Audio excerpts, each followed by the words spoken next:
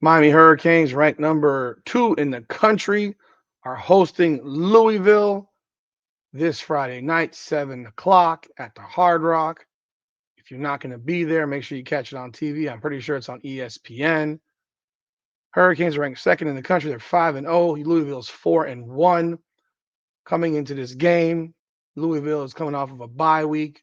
The Hurricanes are coming off of a bye week, except that Miami came off of a win over Florida State 28-22, while Virginia knocked off Louisville 30-27 in overtime at Louisville, in fact.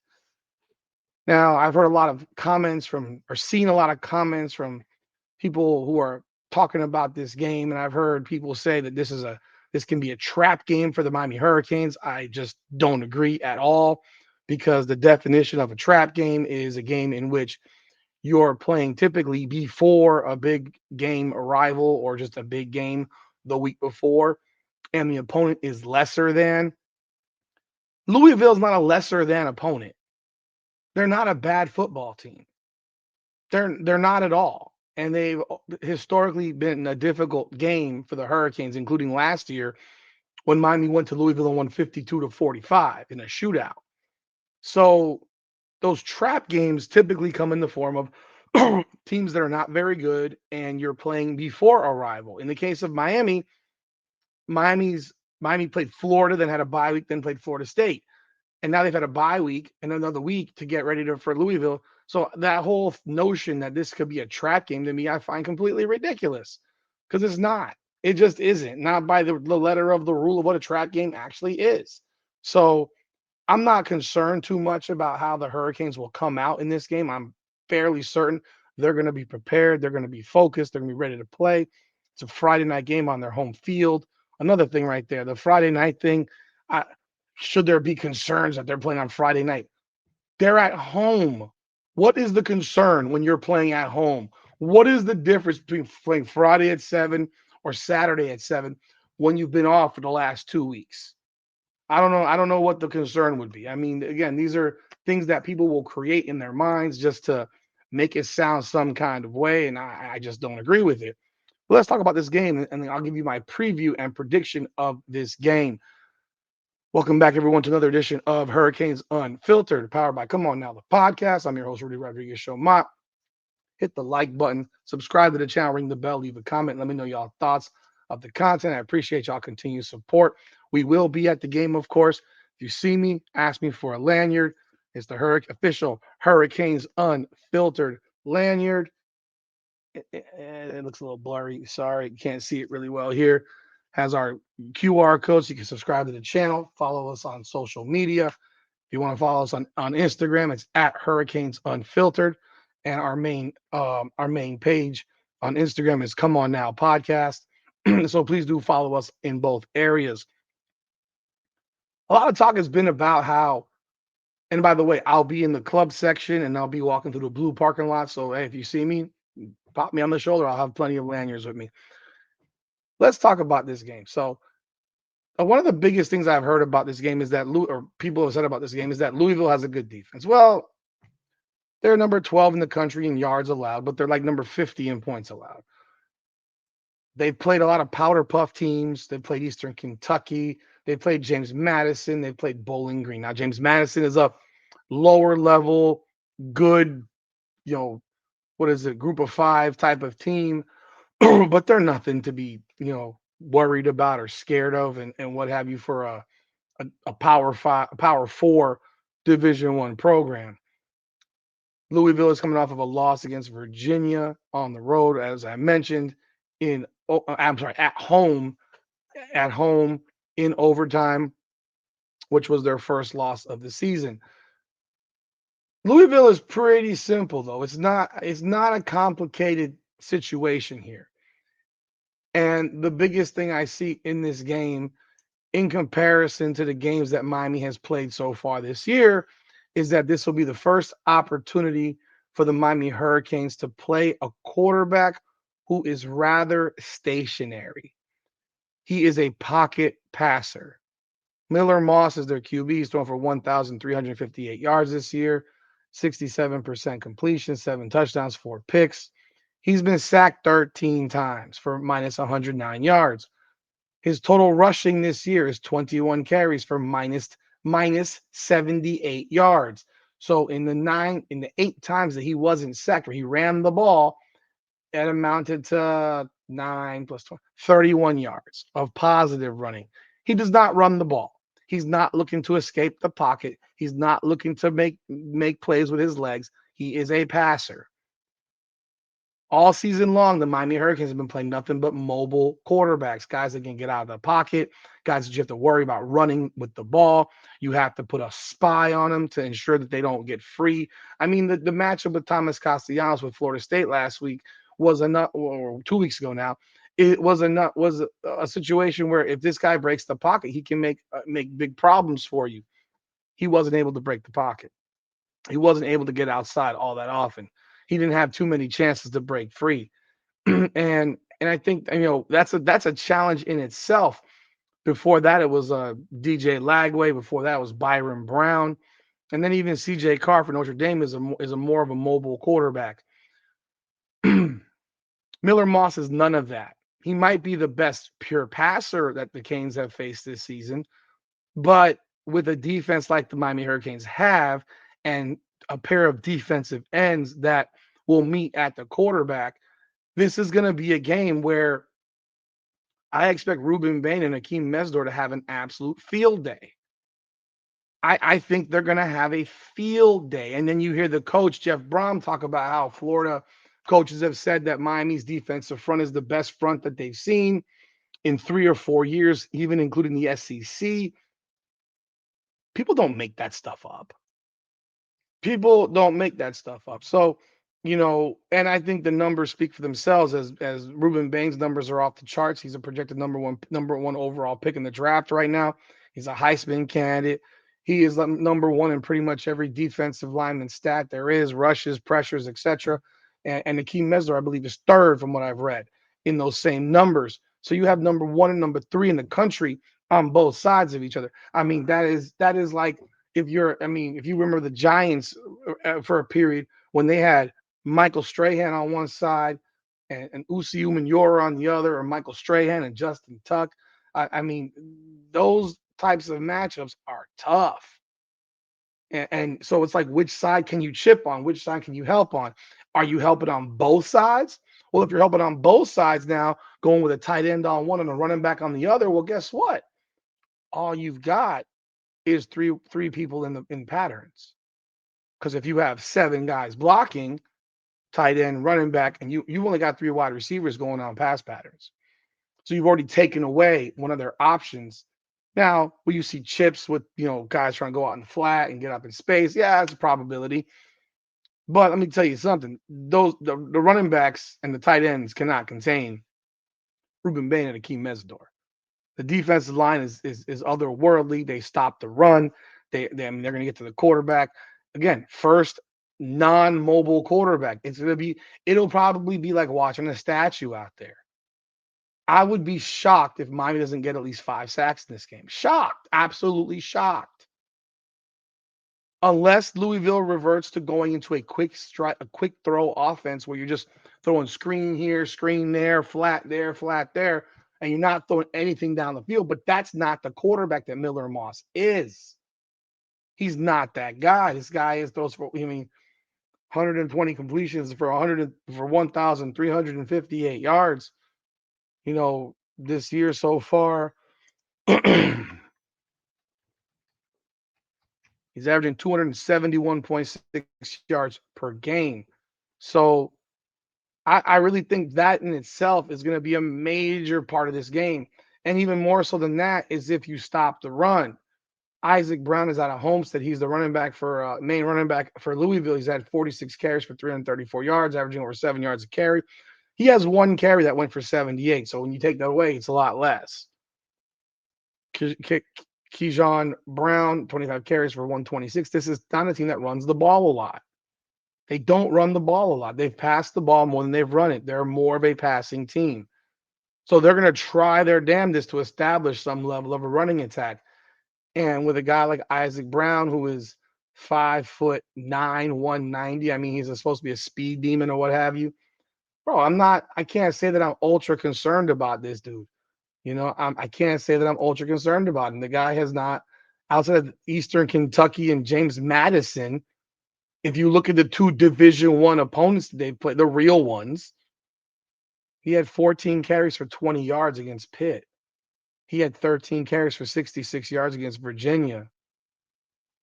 That's the two games that he's had against high level, Power Five, Power Four. I keep saying Power Five because it used to be Power Five, Power Four Division One opponents. You look at the other running back, Keyshawn Keyshawn Brown. So the Brown brothers. They're not brothers, by the way.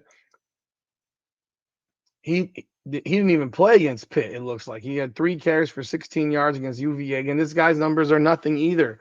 So I don't particularly see a major danger in this running attack. If you stop Isaac Brown, you're going to make them very, very one-dimensional. So you ask the question, why do I think Miami's going to absolutely savagely beat this team? It's because I don't think they're going to have anything to do other than throw the ball. And if all they can do is throw the ball, and God forbid for their sake that Miami gets a 14-0 lead in the first quarter, which is very, very possible, then what? Then you're throwing all game. And I tell you right now, I take my chances with that. I got a defensive secondary with Jacoby Thomas. I got Jacoby Thomas. I got OJ Frederick. I got Zachariah Poyser. I got Bryce Fitzgerald. I got ball hawks all over the place there, man. Please throw the ball.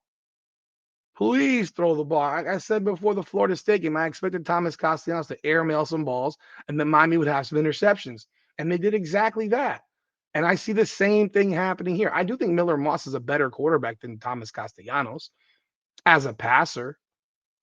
But if he's a statue back there, he's gonna be forced to run for his life. He's going to absolutely be forced to run for his life. So I love the situation for the Hurricanes defensively. The best receiver for Louisville is Chris Bell. He's got 35 catches for 502, and Colin Lacey got 27 catches for 287. After that, they have a tight end, Jaleel Skinner, who's got 12 catches, and the next best wide receiver has 6 catches. It just doesn't do much for me.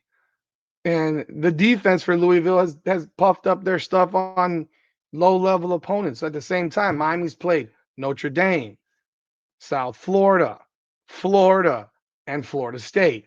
Like, if Louisville had played those 4 teams in their first 5 games, they're probably 1-4. They're probably maybe they get a win against one of those teams, but they're probably 1-4. Just being real.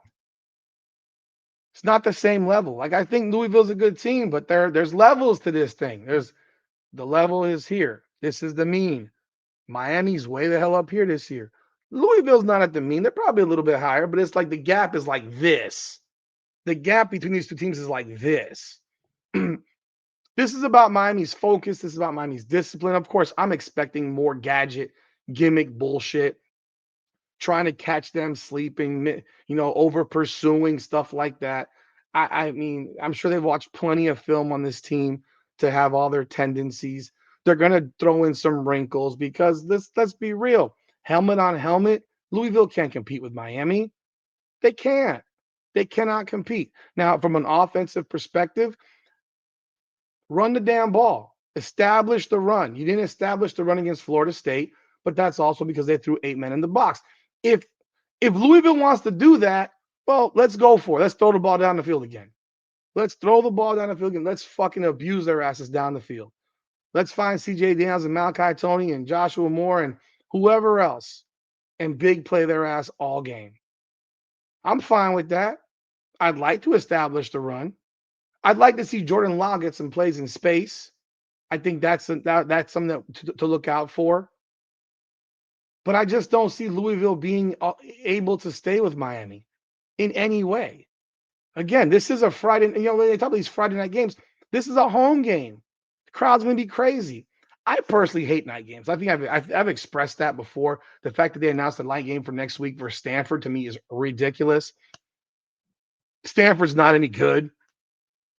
It's not like Ohio State doesn't play every week at 12 or 3:30. But for some reason, Miami has to play everything at night.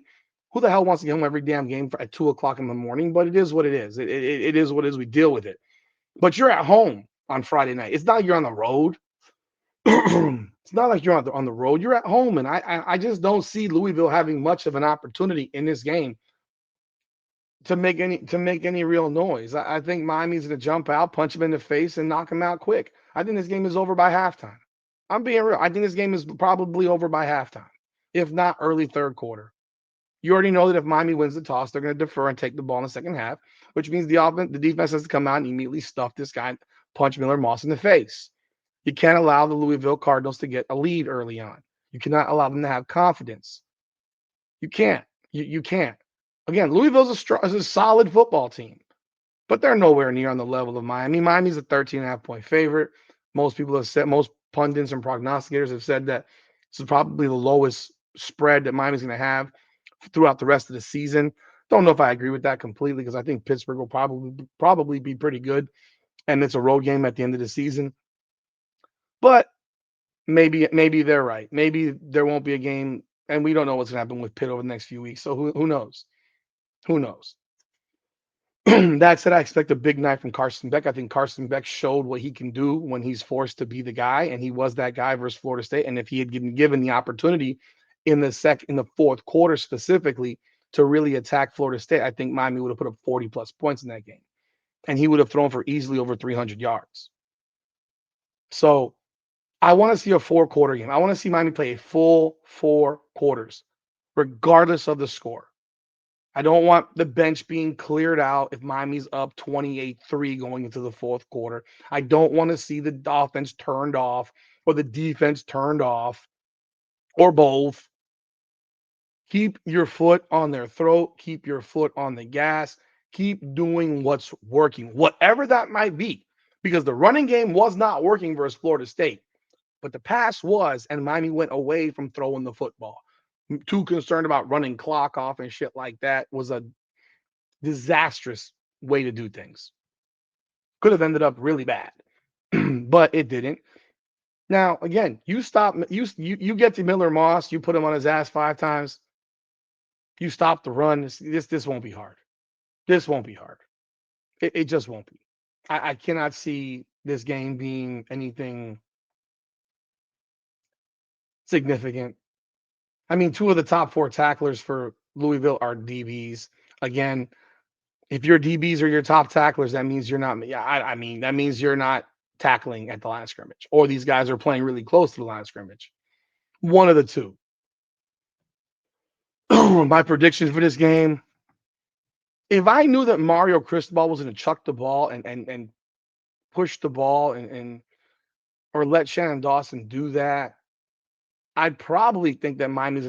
I mean, we did last year with Cam Ward. Put up 52 on these guys on the road. I really think that Miami's outside weapons are better than last year's. I do. I think the tight end situation is a bit different. I think Arroyo is better than Lofton. But I'll tell you what, Malachi Tony probably is the best wide receiver of any receiver that we've had over the last 2 years. And he's a freshman. He's showing it on the field. He's just a damn playmaker. I mean, he's a similar size to Xavier Restrepo, but definitely faster. Definitely more of a playmaker. Again, Restrepo was a really good wide receiver. Loved having him. But Malachi Tony's different. He's different. So, and CJ Daniels is just a big playmaker. So I'm thinking right now, I don't think Louisville scores much, man. I just, Miami's defense is so good. They're so good. And I expect to see more of the same. I'm thinking 38-14, 41-14 around there. Something like maybe 41-10, 38-10. Let's go 38-10. That's my number. 38-10.